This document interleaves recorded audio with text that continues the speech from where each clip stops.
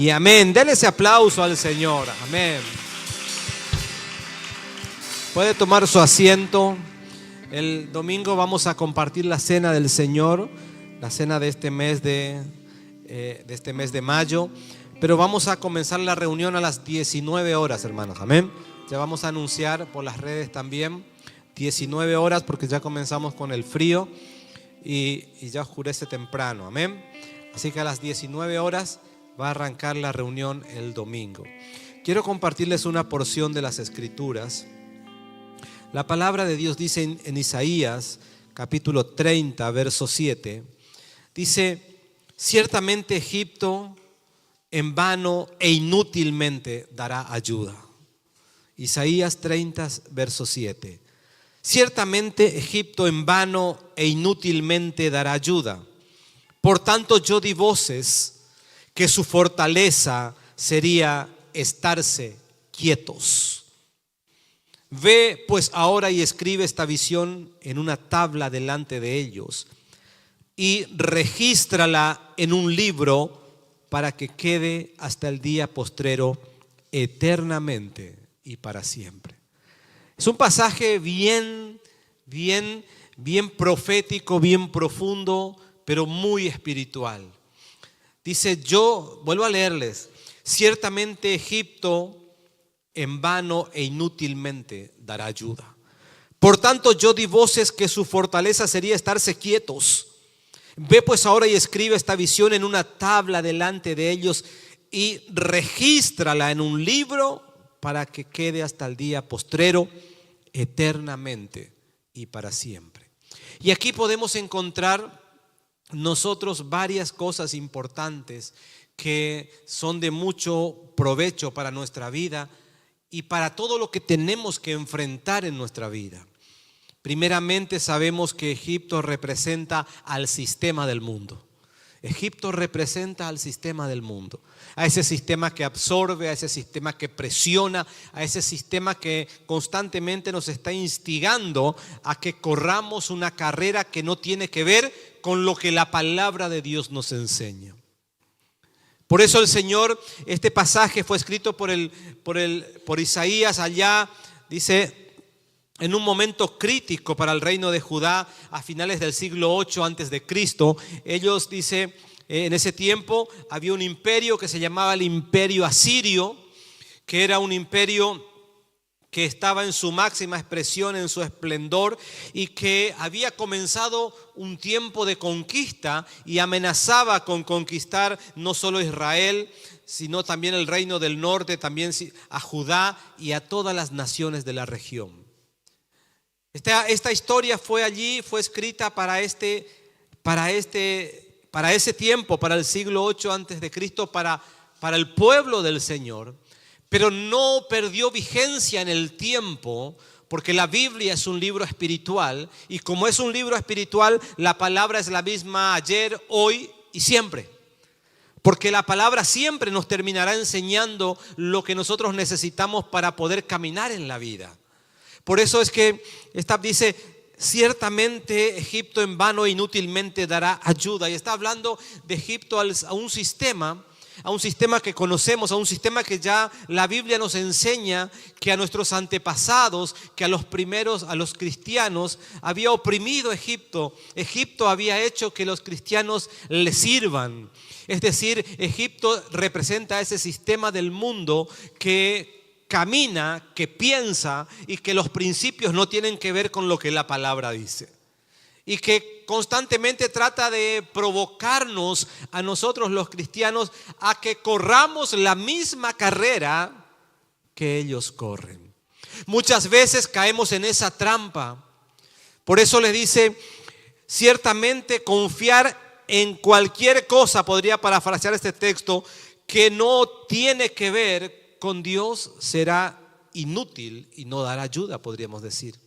Pero también podría decir esta palabra, ciertamente el que te esclavizó, ciertamente el sistema que te quiere cambiar la manera de pensar, ciertamente Egipto, el sistema que quiere provocarte a que camines dándole la espalda a Dios. Ciertamente Egipto, el que te quiere cambiar los valores, el criterio, el pensamiento de Dios para tu vida, inútilmente dará ayuda. ¿Y por qué le decía esto? Quiero ir un poquito a la historia, porque esto ocurrió a fines del siglo 8 antes de Cristo, cuando el imperio asirio estaba en su máximo esplendor, en su máximo desarrollo, y allí estaba conquistando y amenazaba no solo conquistar a Israel, el reino del norte, sino también a Judá y a todas las naciones de la región. Pero la palabra dice que Judá, esta palabra fue dirigida a los de Judá, porque en vez de buscar la dirección y la protección de Dios, ellos comenzaron a hacer alianzas políticas y militares con el sistema del mundo, con Egipto, con el que ya una vez los esclavizó, el que ya una vez los tuvo bajo el yugo, oprimiéndolos que nunca tuvieron nada para ellos. Es decir, ellos en vez de buscar a Dios, ¿qué hicieron? Buscaron dirección y protección, hicieron alianzas militares, políticas con Egipto, esperando que este imperio los ayudara a resistir. ¿A quién? El avance del imperio asirio. Y esta palabra es muy profunda. ¿Por qué? Porque el Señor fíjense que dice, su fortaleza estaría en quedarse quietos. Y la palabra quietos o quietud en la Biblia no significa, no tiene que ver con el acto de no hacer nada, sino que tiene que ver con un acto espiritual. Porque en la quietud, en la confianza, también dijo el Señor que en quietud y en confianza ahí estaría nuestra fortaleza. Es decir, esa quietud ¿para qué? Y esa confianza ¿para qué? La quietud para escuchar, para pararnos a atender el consejo que Dios tiene para cada uno de nosotros. Esta mañana temprano estaba leyendo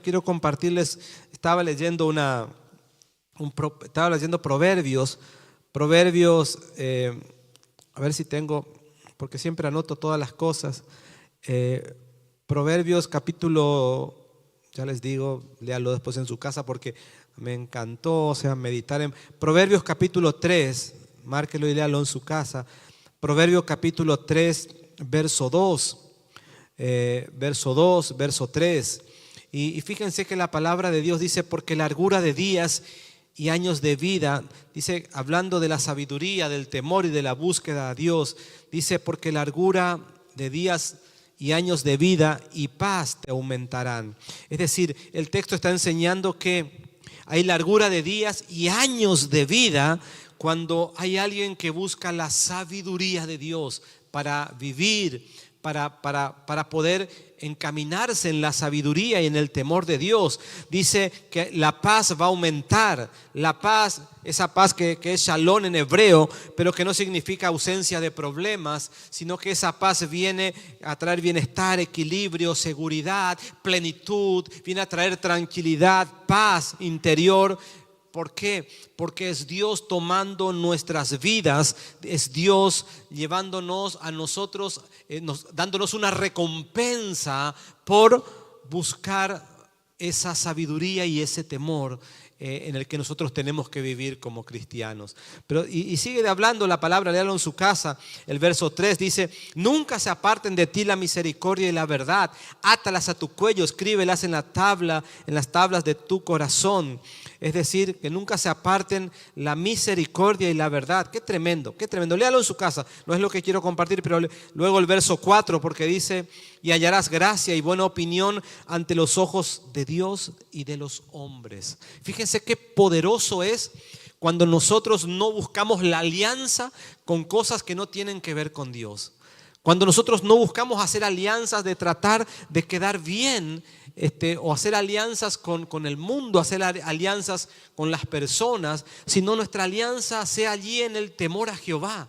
Hay promesas poderosas: y hallarás gracia y buena opinión, dice, primero ante los ojos del Señor y ante los ojos de los hombres. Por eso nosotros tenemos que buscar, nuestra alianza tiene que ser con el Señor. Por eso el profeta Isaías advierte al pueblo del Señor de que confiar en Egipto sería inútil, buscar refugio en Egipto sería inútil, es decir, porque buscar refugio en aquello que ya nos oprimió, en aquello que no tiene que ver con lo que Dios quiere que seamos, hagamos o cómo caminemos, solamente le estamos diciendo al Señor: yo rechazo tu protección, rechazo tu cobertura y confío en las fuerzas humanas. Amén. Entonces, eso es lo que le estaba hablando el Señor en aquel tiempo al pueblo del Señor. Y les decía: quédense quietos. Quedarse quietos es confiar con fe y depender de Dios. Fíjense, aquella palabra hace muchísimos años, siglo 8 antes de Cristo.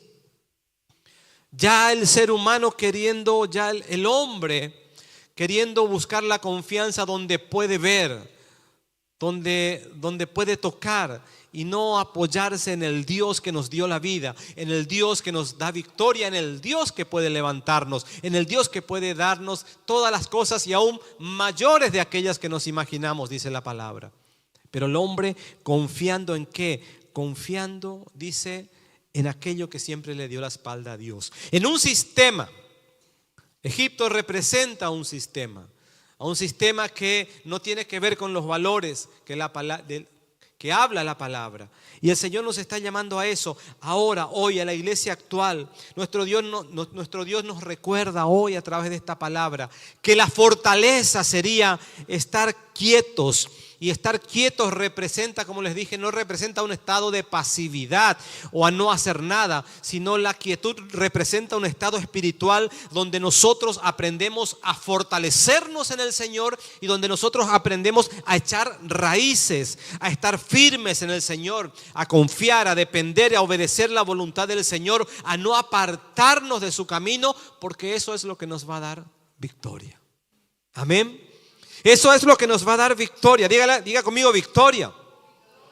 Entonces, eso es lo que le habla a la iglesia actual esta palabra. Nos recuerda que tenemos que echar raíces. Nuestras raíces tienen que estar firmes, profundas en el Señor. Porque como el árbol, yo siempre les digo, es como el árbol. El árbol que no tiene raíces profundas. Los otros días echaron, pues yo miré nomás. Vio que siempre el mosquito arriba del buey. Echaron una palmera alta. Bueno, yo dije, esto va a haber que cavar no sé cuántos metros para sacar la raíz. No tenía raíces. Las raíces eran pequeñas. Las raíces eran cortas.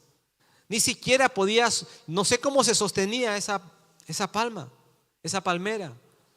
No sé cómo hacía, pero que estaba por caer. Y hubo que cortarla. Y yo cuando vi que cayó y la cortaron, dije, qué raíces profundas debe tener para poder sostener tanta altura. Eso es lo feo del ser humano, que a veces, porque aún así podemos construir cosas nosotros, pero no tiene profundidad, no tiene manera de sostenerse, porque la raíz en una planta es lo que le da estabilidad, es la que lo sostiene cuando vienen las tormentas, es la que por donde la planta se provee de nutrientes, donde toma agua, donde crece, donde se fortalece. Por eso qué importante es que nosotros echemos raíces, y esta palabra habla de echar raíces. Es decir, cuando yo estoy quieto en el sentido espiritual, cuando me detengo a meditar en la palabra, yo crezco.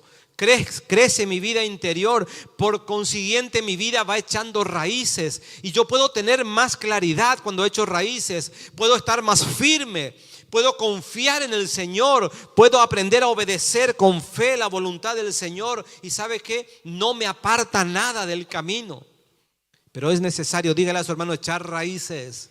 Tenemos que echar raíces. Esta palabra habla de eso. ¿Por qué? Porque le hablaba al reino de Judá.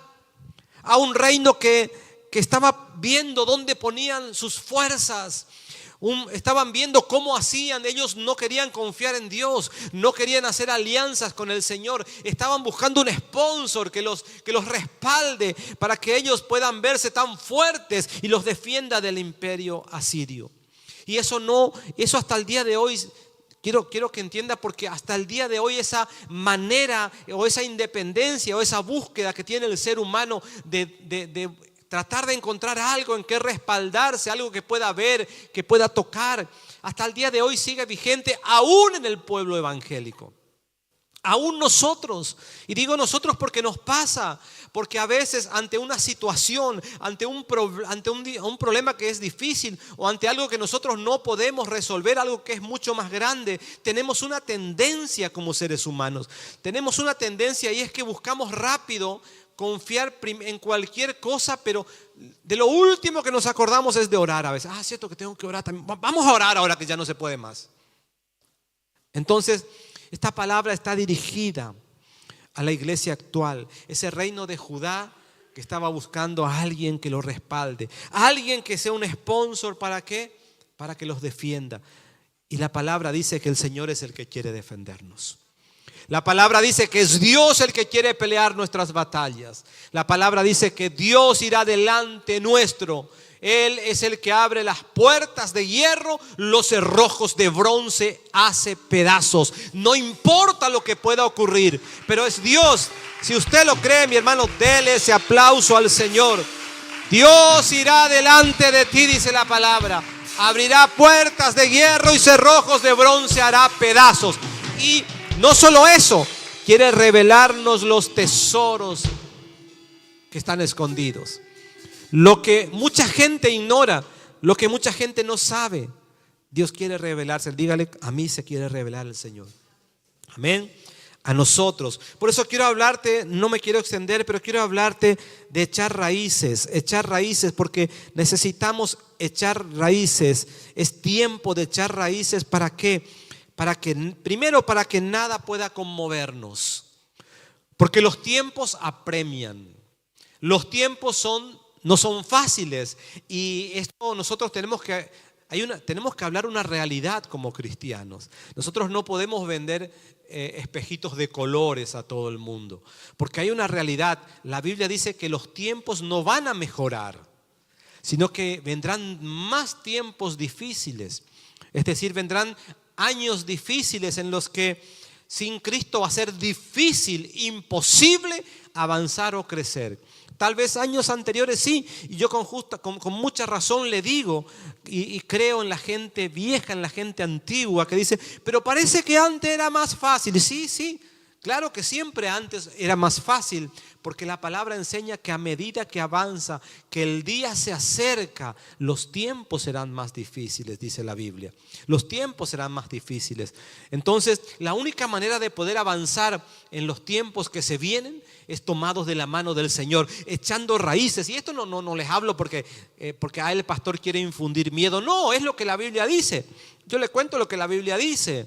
¿Me entienden? Entonces, ni tampoco tenemos que amar a Dios por miedo, por temor. A veces tenemos que amarlo al Señor porque verdaderamente lo queremos llevar en nuestro corazón y porque es nuestro primer amor. Pero quiero decirle algo, una verdad: los tiempos no serán buenos, los tiempos no serán mejores, porque la Biblia dice que los tiempos serán peores cuanto más se acerque el día que Cristo venga a buscar a su iglesia. Amén.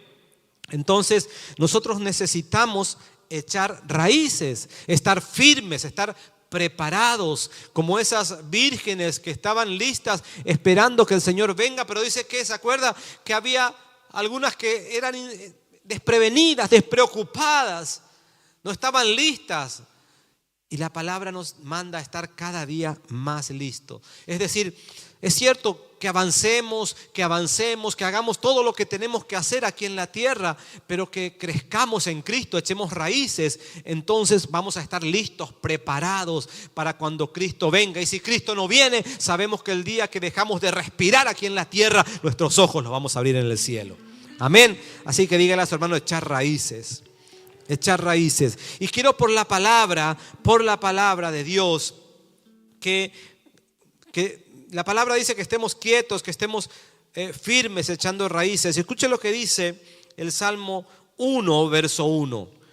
Dice: bienaventurado el varón que no anduvo en consejo de malos, ni estuvo en camino de pecadores, ni en silla de escarnecedores se ha sentado, sino que en la ley de Jehová está su delicia. Qué tremendo, qué tremendo.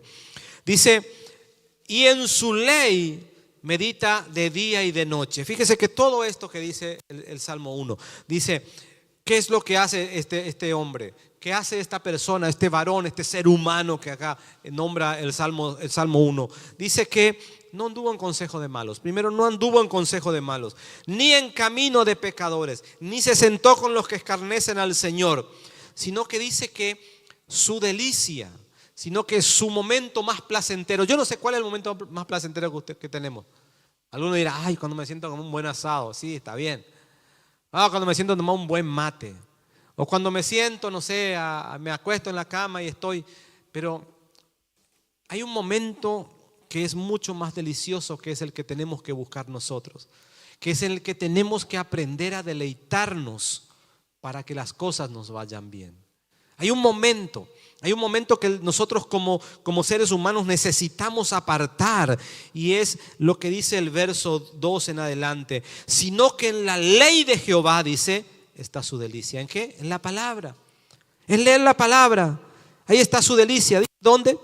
En poder tomar la Biblia, tomar su Biblia y meditar y decir, esto que dice acá, y tomar nota y decir, voy a tratar de practicar esto, voy a tratar de llevar adelante esto que dice la palabra, como cuando uno lee. Yo no sé si alguna vez usted jugó algún deporte, pero vio que para jugar al vóley hay un reglamento de vóley, y para jugar al fútbol hay un reglamento de fútbol, y generalmente uno tiene que leer, dice, para el básquet, y que acá, y vale doble de acá, y vale triple de allá, entonces me conviene tirar de acá, y uno entonces practica. De la misma manera, podríamos decir que es una delicia para este hombre meditar en el reglamento de vida, meditar en el manual de la vida, que es la palabra de Dios. Pero dice que porque él medita en ese manual, en la palabra, dice que, escuche lo que dice, será como un árbol plantado, dice, junto a corrientes de agua. Así que imagínese un árbol plantado. ¿Alguna vez usted vio árboles plantados al lado de un riacho, de un estero grande, o cerca de un... La mayoría de los que están plantados ahí siempre están reverdeciendo. Entonces dice que es como árbol plantado junto a corrientes de agua, que da su fruto en su tiempo y su hoja no cae.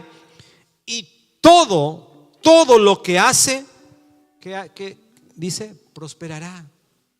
Todo lo que hace. O sea, no hay cosa que no haga que va a prosperar. Pero es el final, o es el igual a. El igual a. Hacer esto más aquello es igual a. Igual a. Este hombre bienaventurado, dice, no anduvo en consejos de malos, ni en camino de pecadores, ni en silla de escarnecedores se ha sentado, sino que en el manual estaba su delicia. Ahí estaba su delicia. Ahí estaba lo que él quería para que su alma esté tranquila, para que su espíritu crezca. Entonces dice, como medita de día y de noche, será como árbol plantado junto a corrientes de agua, que da su fruto a su tiempo, a su tiempo. Es poderosa la palabra, hermanos. La palabra es poderosa. Por eso tomar un tiempo, una hora, no sé, lo que usted diga, 2 horas, 3, no sé, lo que usted pueda, meditar en la palabra es poderoso. Es poderoso, porque tiene el poder. La palabra tiene poder. Dios, la palabra tiene poder. Entonces, quiero tratar, no voy a terminar, pero quiero tratar de fíjese que dice cuando el salmista dice, bienaventurado el varón que no anduvo en consejo de malos, está hablando de esa necesidad que nosotros tenemos, que necesitamos nosotros alejarnos de los malos consejeros. Alejarnos de los malos consejeros. Es necesario, a veces tenemos que reconocer que hay cristianos que no están firmes, que no echan raíces, que son inconstantes, que son como una veleta, para donde ¿vio la veleta? Para donde sopla el viento. Para donde sopla el viento. Entonces, son como veleta por causa de ¿qué? De esos consejos que nunca son firmes en su vida. Entonces, es necesario alejarnos alejarnos. Dice el salmista: bienaventurado el varón que no estuvo en consejo de malos. Es por eso que si en verdad queremos estar quietos, si en verdad queremos echar raíces, tenemos que alejarnos de los malos consejos y tenemos que tomar los buenos consejos, que es la palabra. Alejarnos de los malos consejeros, que muchas veces se llaman cristianos, pero que viven mediocremente, sin convicción, sin permanecer firmes. De eso hay, pero para hacer dulce. De eso hay por todos lados. Pero nosotros tenemos que acercarnos a la palabra. Y la palabra nos enseña quiénes son los malos consejeros que habla el salmista, que no anduvo en consejos de malos. Y acá le nombro algunos. Por ejemplo, Proverbios 24:21 dice: los veleidosos. Es decir, ¿quién es una persona veleidosa? Dice: teme a Jehová, hijo mío, y al rey. No te entremetas con los veleidosos, porque su quebrantamiento vendrá de repente, y el quebrantamiento de ambos, ¿quién lo comprende? Una persona veleidosa es alguien que cambia con facilidad de gustos, de ideas, de afectos, de decisiones, ya sea por capricho o por una causa que él cree que por la que tiene razón. Una persona que un día está bien, otro día está mal, que no sabe si tiene frío, tiene calor, una bipolaridad terrible. Cuidado con ese tipo de gente, dice. Entonces el salmista el del Salmo 1, dice que con eso no se juntó luego. No me junto luego con eso, como dice. No me junto. Porque un día te puede dar un consejo bueno, otro día puede decir otra cosa. Un veleidoso es un mal consejero porque puede hablarnos hoy con entusiasmo y mañana, como amaneció desinflado, no tiene ganas. No. Hoy te va a decir: sí, hermano, dale para adelante con este. Pero mañana amaneció con el alma por el suelo, vio almático total. No, eso no es de Dios. No te va a funcionar. Entonces, ese tipo de gente no hay que escuchar. Por eso, hermano, usted escuche la palabra. Dígale a su hermano la palabra. Entonces, fíjese el veleidoso, el de doble ánimo. Dice que también el Salmo 1 no se sentó ni con el veleidoso ni con el de doble ánimo. Santiago 1:8 dice que el de doble ánimo es medio igual, inconstante en todos sus caminos. La persona de doble ánimo es alguien con lealtades divididas, porque quiere agradar a Dios, quiere agradar al mundo, quiere agradarse a él mismo, todo al mismo tiempo. Entonces vive con una constante lucha interna. Jamás puede tomar decisiones firmes. El de doble ánimo. Una persona de doble ánimo es un mal consejero para nuestras vidas, porque su mente, su vida, su mente, su ser está dividido. Y por lo general los consejos están enfocados, ¿saben en qué? En lo que la carne le dicta, en lo que el alma le dicta. Entonces el salmista dice: bienaventurado, doblemente feliz, el varón que no anduvo en consejo de malos. Es decir, que no se juntó ni con mediocres, ni con veleidosos, ni con el de doble ánimo, sino que ¿dónde estaba su consejo? En la palabra. En la palabra. Diga conmigo: en la palabra. En la palabra. Pero sigue diciendo, fíjese, no anduvo en consejo de malos, pero ni en camino de pecadores, ni en silla de escarnecedores. Amén. Y esta palabra nos enseña que toda persona que quiera ser como árbol plantado junto a la corriente de las aguas, que da su fruto a su tiempo y su hoja no cae, no anda en camino de pecadores, ni se sienta en silla de escarnecedores. Amén. Entonces no podemos echar raíces en el camino si no andamos en su camino. No podemos echar raíces en el camino si no andamos en sus caminos. Tenemos que tomar la decisión valiente de no caminar en aquello que le da la espalda a Dios, o con aquellos que le dan la espalda a Dios, que no tienen los mismos valores. No podemos nosotros, no podemos hacer causa común. Y ahí es donde yo veo un flagelo en el pueblo evangélico, que a veces por conveniencia, que muchas veces porque necesitamos respaldo, queremos hacer causa común. Y Dios no nos manda a hacer causa común, no nos manda a estar en esos caminos y mucho menos en esas sillas. Entonces tenemos que tener la sabiduría Tenemos que tener la sabiduría para... Es cierto que no vivimos en una burbuja, pero Dios nos va a dar la sabiduría, la habilidad para a lo mejor andar, porque tenemos que andar entre ellos, pero no caminar como ellos caminan. Vamos a estar entre ellos, pero no nos vamos a sentar a escarnecer como ellos escarnecen. ¿Me entienden? Dios nos va a dar la sabiduría, la habilidad. Y si no, lea el libro de Daniel. Lea el libro de Daniel y fíjense cómo Daniel, un hombre, Daniel con una lengua que le habían cambiado hasta los valores no eran los mismos, él ya no tenía los mismos, o sea, no tenía la libertad en el país de poder decir yo soy un cristiano, pero igual él se jugó por Dios y Dios lo terminó respaldando siempre. Dios lo termina respaldando y duró 3 reinados, dice la palabra. Tuvo momentos difíciles, pero de esos momentos difíciles Dios lo exaltó en medio de los escarnecedores, lo exaltó en medio del camino de pecadores y quedó el nombre de Jehová en alto y la vida de Daniel en victoria, aún en medio de gente que le daba la espalda a Dios. Porque Dios nos da sabiduría. Porque Dios nos da sabiduría. Por eso dígale a su hermano, Dios te da sabiduría. Tenemos que estar seguros que no podemos echar raíces si nos sentamos, como le dije, en silla de escarnecedores. Pero también dice la palabra, dice que ese hombre del Salmo 1, en la ley de Dios estaba su delicia. De noche y de día se alimentaba. ¿Sabe que deleitarse significa disfrutar, amar, valorar algo? Es decir, podemos decir, significa disfrutar, amar, valorar la palabra de Dios más que cualquier otro contenido u otro consejo humano. La palabra de Dios. Entonces, esa persona,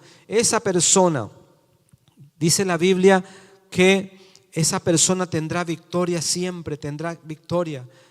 La Biblia no tiene que ser para nosotros una carga. No debe ser una carga. Tiene que ser un manual de instrucciones.